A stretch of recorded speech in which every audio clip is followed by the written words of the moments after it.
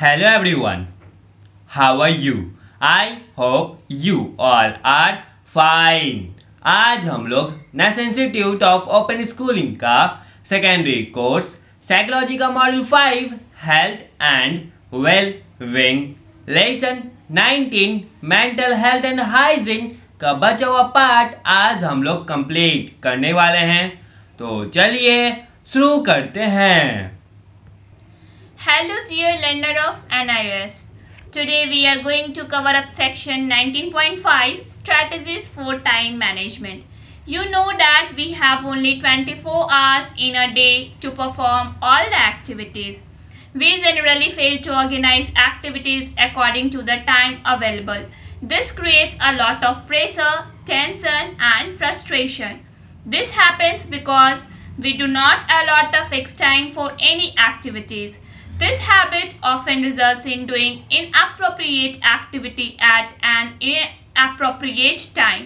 Hence, it is very important to prioritize activities and organize them according to available time. This we can do by scheduling the activities of 24 hours in order of priority and importance. The structured routine is called activity schedule. Before preparing an activity schedule, we are required to make a list of activities which are supposed to be done during the 24 hours. Thereafter, we should sequence these activities in terms of importance. For example, the time for study, play and sleep should be properly arranged. In addition to activity schedule, listing of activities in a diary and following it up can also be a good technique of time management. In order to make it clear, let us discuss the basic principles of time management one by one. तो जैसा कि आप लोग जानते हैं कि हम लोगों को अपने डेली एक्टिविटीज़ को परफॉर्म करने के लिए हमारे पास ओनली 24 आवर्स है और हम लोग जनरली फेल हो जाते हैं कि हम लोग अपने एक्टिविटीज़ को जितने भी टाइम हमारे लिए अवेलेबल है उसमें करने के लिए हम लोग अच्छे से हमारे एक्टिविटीज़ को परफॉर्म नहीं कर पाते, जिसकी वजह से हमें बहुत सारा प्रेशर, टेंशन और फ्रस्ट्रेशन की सामना करना पड़ता है।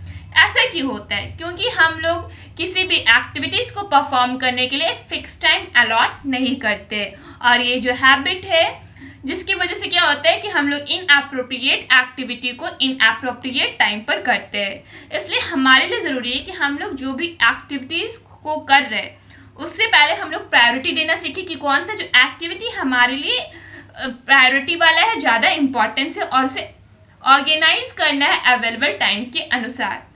ये हम लोग कैसे कर सकते हैं? तो एक्टिविटीज़ को शेड्यूल करके कि हम लोगों को 24 आवर्स में कौन सा एक्टिविटीज़ करना है जिसका ज़्यादा प्रायोरिटी और इम्पोर्टेंस है।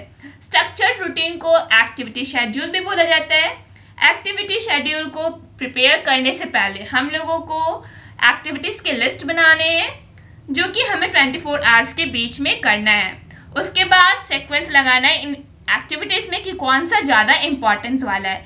एग्जाम्पल के लिए हम लोगों को क्या करना है, हम लोगों को लिस्ट बनाया हम लोगों ने स्टडी का, खेलने का, सोने का और इसे हम लोगों को प्रॉपरली अरेंज करना है कि किस टाइम में हमें पढ़ना है, किस टाइम में खेलना और किस टाइम में सोना है। इन सब के अलावा एक्टिविटी जो शेड्यूल हम लोग बनाते हैं इसमें जो भी एक्टिविटीज़ हम लोगों ने लिस्ट आउट की उसे एक डायरी में लिख लेना और इसे फॉलो करना है।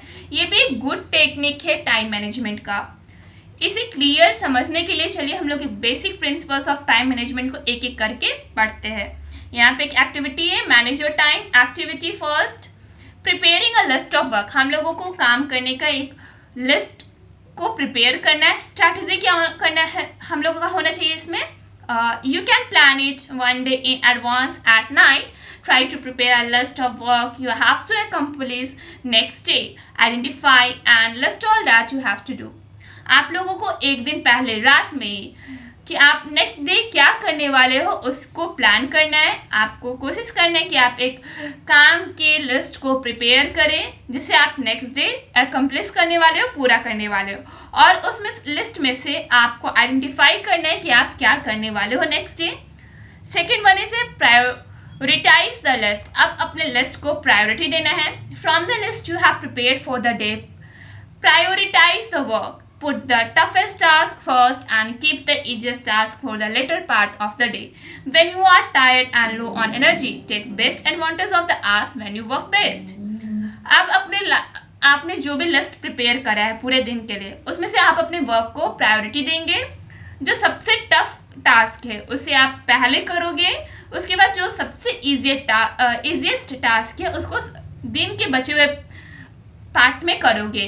जब आप थक जाओगे और आपका जो एनर्जी लेवल है वो कम हो जाएगा, तो इसी टाइम इस बचे हुए आवर्स का आप एडवांटेज ले सकते हो कि आप इजीएस्ट टास्क इसमें इजीली कर सकते हो।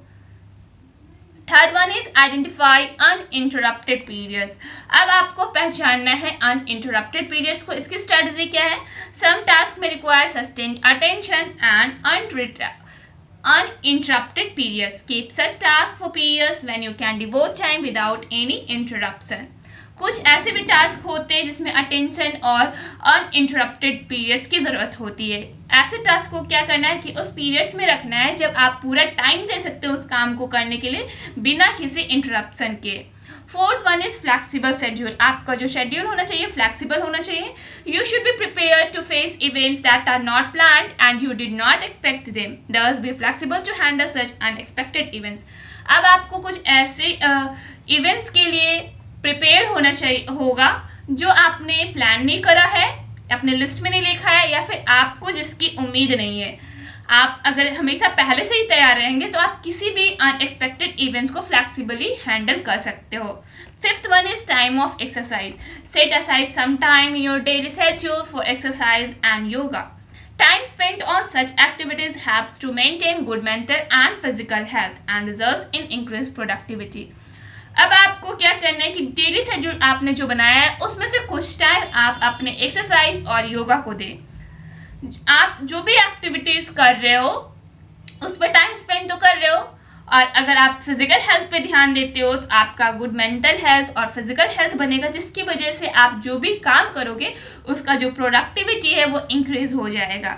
The sixth one is leisure time activities. जब आप खाली बैठे हो तो क्या कर सकते हो? Set aside some time each day और work to do some planned leisure activity. It gives mental and physical rest and break from the daily routine. For example, listening to music, watching favorite program on television, gardening, painting, playing favorite sports, etc.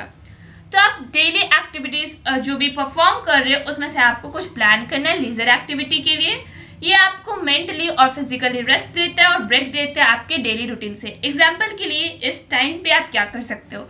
अपने favourite song सुन सकते हो, favourite programme देख सकते हो TV पे, gardening, painting, या फिर जो भी फेवरेट स्पोर्ट्स है उसको प्ले कर सकते हो। Now here is activity 3, managing time. Make a time table of your daily activities. Now list the ways you can manage your time in a more efficient way. अब आपको यहाँ पे क्या करना है? आपको एक टाइम टेबल बनाना है अपने डेली एक्टिविटीज के लिए, और उसके बाद आपको क्या करना है, उस लिस्ट को कैसे मैनेज करना है मोर एफिशिएंट वे में, ये आपको सोच समझ करके परफॉर्म करना है। फाइनली चैप्टर कंप्लीट हो चुका है और अब आपको इस चैप्टर का सारा इंडेक्स क्वेश्चन बनाना होगा और साथ ही साथ इस चैप्टर का टर्मिनल क्वेश्चन भी बनाना होगा।